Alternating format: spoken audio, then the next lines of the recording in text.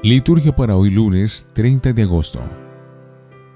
San Pedro de Trevi nació en Rocca di Bote, junto a Carsoli, en los Abruzos italianos. Se marchó a Tivoli, donde estudió en la escuela de un tal Cleto. Su maestro lo presentó al obispo de Tivoli, Gregorio, el cual le confió la misión de predicar la religión entre los habitantes de varios pueblos de la diócesis. En Trevi, vivió en un tugurio situado debajo de una escalera de piedra y desde allí realizó su misión de apóstol itinerante. Murió todavía joven en Trevi hacia el 1052.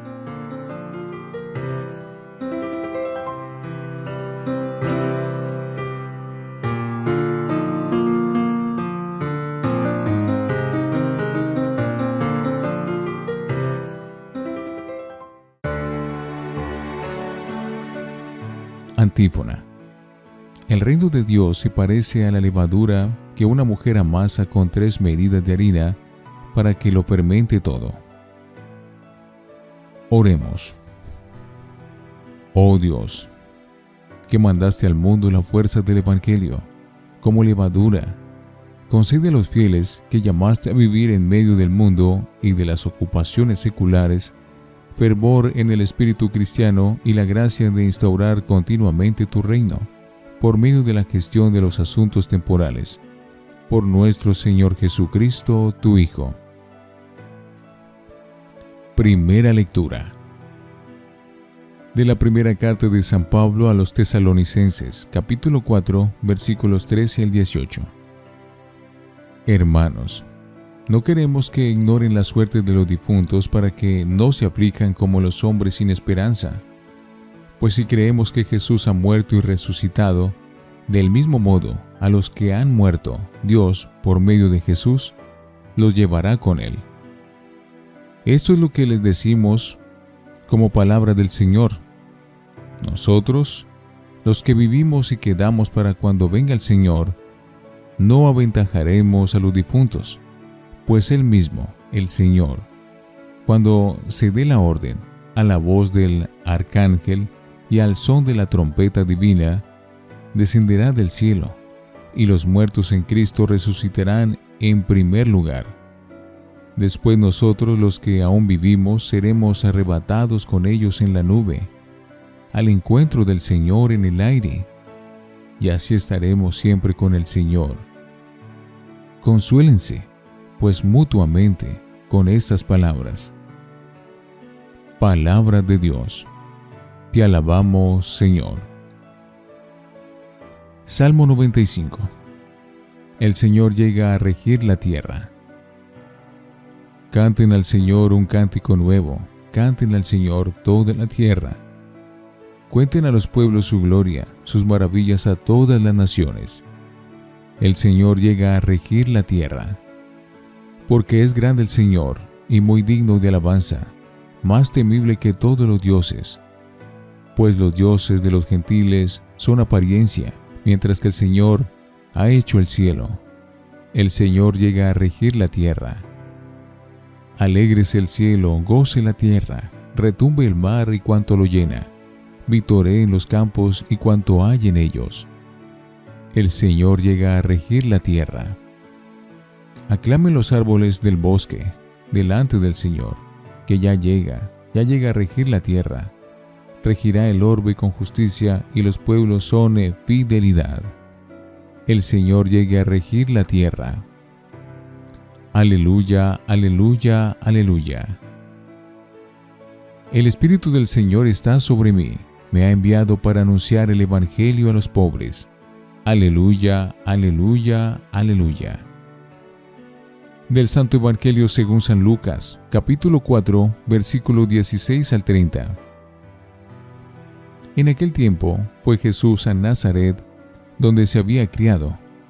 Entró en la sinagoga, como era su costumbre los sábados, y se puso en pie para hacer la lectura. Le entregaron el libro del profeta Isaías, y, desenrollándolo, encontró el pasaje donde estaba escrito: El Espíritu del Señor está sobre mí, porque Él me ha ungido. Me ha enviado para anunciar el Evangelio a los pobres, para anunciar a los cautivos la libertad, y a los ciegos la vista, para dar libertad a los oprimidos, para anunciar el año de gracia del Señor. Y, enrollando el libro, lo devolvió al que le ayudaba y se sentó. Toda la sinagoga tenía los ojos fijos en él, y él se puso a decirles: Hoy se cumple esta escritura que acaban de oír. Y todos le expresaban su aprobación y se admiraban de las palabras de gracia que salían de sus labios, y decían: ¿No es este el hijo de José? Y Jesús les dijo: Sin duda me recitarán aquel refrán: Médico, cúrate a ti mismo. Haz bien aquí en tu tierra lo que hemos oído que has hecho en Cafarnaún. Y añadió: Les aseguro que ningún profeta es bien mirado en su tierra. Les garantizo que en Israel había muchas viudas en tiempo de Elías, cuando estuvo cerrado el cielo 3 años y 6 meses, y hubo una gran hambre en todo el país. Sin embargo, a ninguna de ellas fue enviado Elías, más que a una viuda de Sarepta, en el territorio de Sidón. Y muchos leprosos había en Israel en tiempo del profeta Eliseo. Sin embargo, ninguno de ellos fue curado, más que Naamán el sirio. Al oír esto, todos en la sinagoga se pusieron furiosos, y levantándose, lo empujaron fuera del pueblo hasta un barranco del monte en donde se alzaba su pueblo, con intención de despeñarlo. Pero Jesús se abrió paso entre ellos y se alejaba. Palabra del Señor. Gloria a ti, Señor Jesús. Oremos. Oh Dios, que quisiste salvar a todo el mundo por el sacrificio de tu Hijo, concede a tus siervos, a quienes también en el estado laical llamas sin cesar al apostolado, que, por la eficacia de esta ofrenda, impregnen el mundo con el Espíritu de Cristo y sean el fermento de su santificación, por Jesucristo nuestro Señor. Antífona. Con esto recibe gloria mi Padre. Con que den ustedes fruto abundante, así serán discípulos míos, dice el Señor. Oración después de la comunión. Al acoger la plenitud de tu gracia, te pedimos, Señor, que tus fieles comprometidos en los asuntos temporales y alimentados con el poder del banquete eucarístico, sean testigos valerosos de la verdad del Evangelio y hagan a tu Iglesia presente y operante siempre en medio de la sociedad. Por Jesucristo nuestro Señor. Lección Divina. Oremos.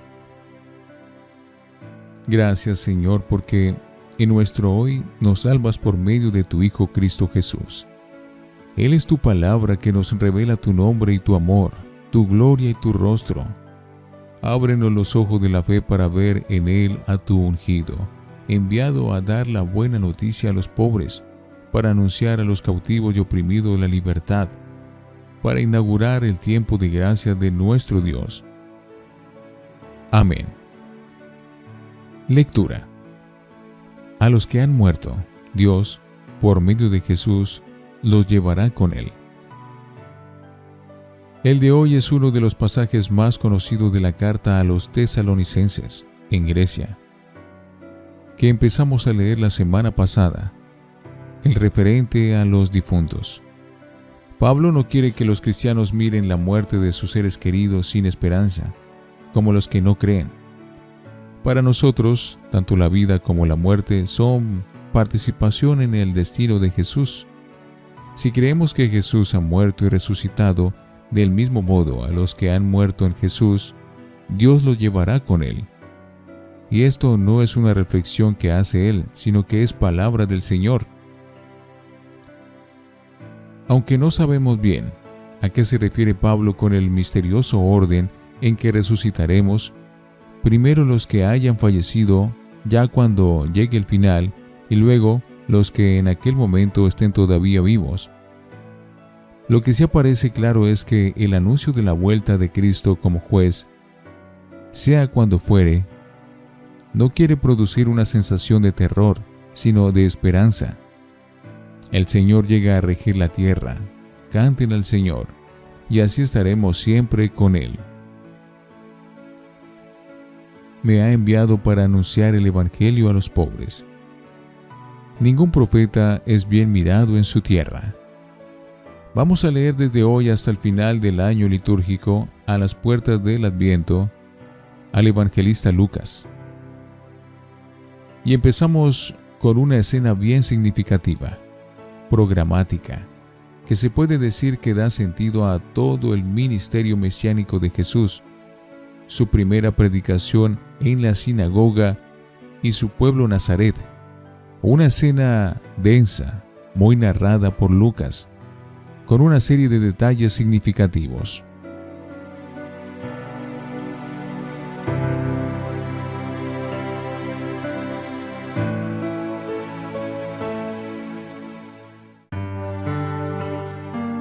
Para meditar.